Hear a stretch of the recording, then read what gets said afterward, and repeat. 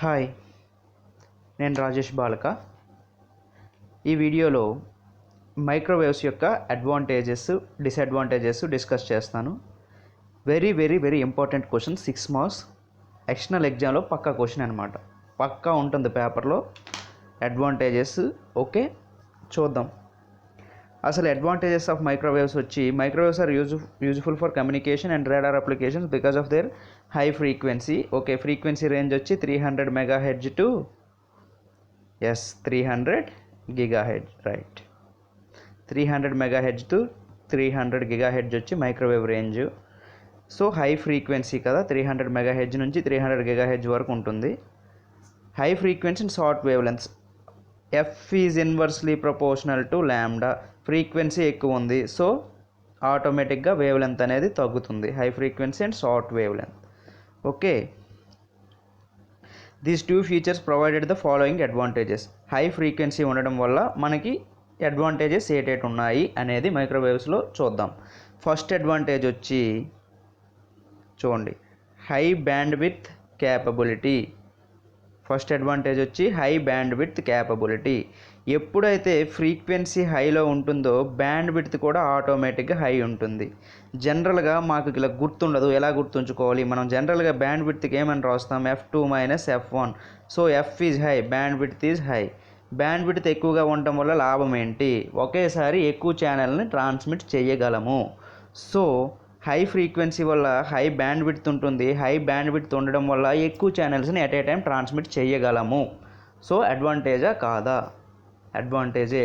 ఒకే bus పెద్దగా ఒక bus ఉంది, ఎక్కువ మందిని ఎట్ ఏ టైం వెళ్ళిపోగలం. సో అడ్వాంటేజే కదండి. సో హై బ్యాండ్ విడ్త్ వల్ల హై ఫ్రీక్వెన్సీ వల్ల హై బ్యాండ్ విడ్త్ వస్తుంది. So this is one advantage. Second advantage, high antenna gain or directive properties. Okay, అసలు antenna gain G is equal to 4πAE/λ². Formula తెలుసు కదా.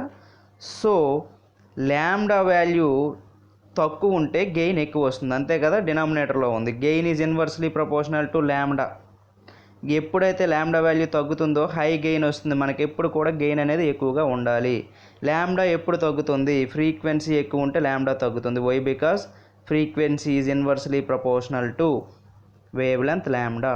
So మనకి microwaves అంటే high frequency waves. High frequency and lambda always less. So lambda తక్కువ ఉంటుంది కాబట్టి λ² ఇంకా తగ్గుతుంది. సో ఆటోమేటిక్గా గెయిన్ ఇంక్రీజ్ అవుతుంది.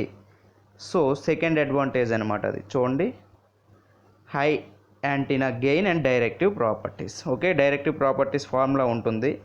140/d directive D is equal to 140/d/λ. So high antenna and high gain వచ్చి హై ఫ్రీక్వెన్సీ వల్ల పాసిబుల్ అవుతుంది. Okay, right. Reduction in antenna size. Third property చూడండి, third advantage, reduction in antenna size.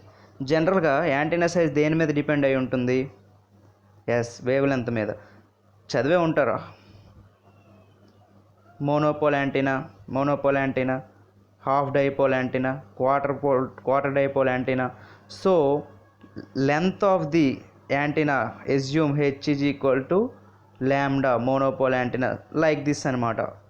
Length అనేది దాని wavelength of antenna వచ్చి వేవ్ లెంత్కి directly proportional ఉంటుంది. ఎప్పుడైనా మనకి యాంటీనా సైజ్ అనేది చిన్నగా ఉండడానికి చూసుకుంటాం, తక్కువ సైజులో ఉండడానికి. సో ఎప్పుడు తక్కువ సైజులో ఉంటుంది? ల్యాండా వాల్యూ తక్కువ ఉండాలి. ల్యాండా వాల్యూ ఎప్పుడు తక్కువ ఉంటుంది? ఎఫ్ అనేది ఎక్కువ ఉంటే ల్యాండా తగ్గిపోతుంది. మన మైక్రోవేవ్స్లో వచ్చిన అడ్వాంటేజ్ ఏంటి సార్? మైక్రోవేవ్ ఫ్రీక్వెన్సీలో ఫ్రీక్వెన్సీ ఎక్కువ సార్. ఫ్రీక్వెన్సీ ఎక్కువ అయితే ఏమవుతుంది సార్? ల్యాండా తగ్గిపోతుంది సార్.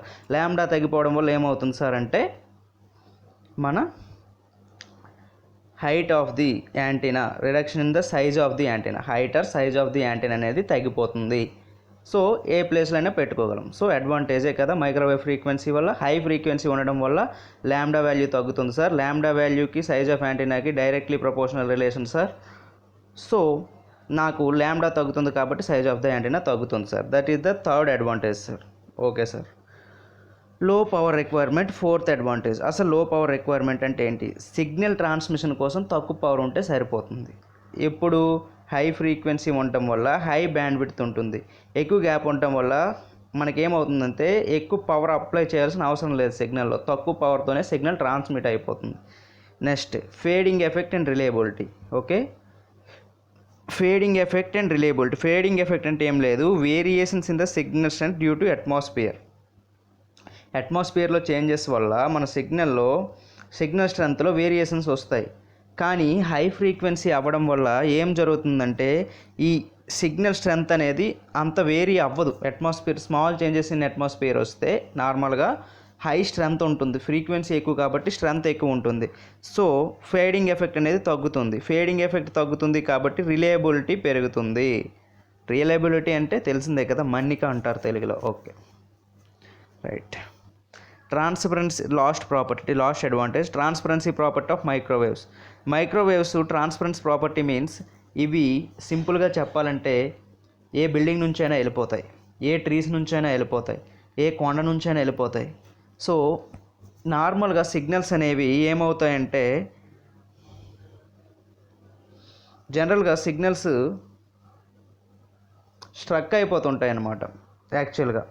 కానీ ఎప్పుడు దాన్ని ఏమంటారంటే లైన్ ఆఫ్ సైట్ ప్రాపగేషన్లో